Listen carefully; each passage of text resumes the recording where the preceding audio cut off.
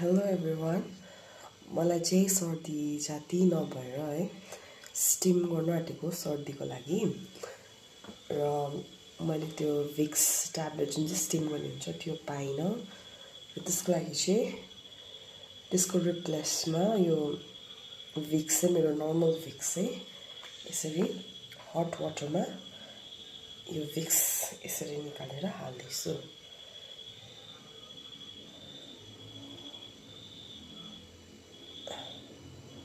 तपाईहरुको घरमै भएको विक्स पनि हालेर यसरी पानीमा हाल्न सक्नुहुन्छ र यसको बाफ लिनुपर्छ। यसरी एउटा एक्स्ट्रा बोलमा विक्स हालेर है आफूलाई फुल कभर गर्नुपर्छ यसरी।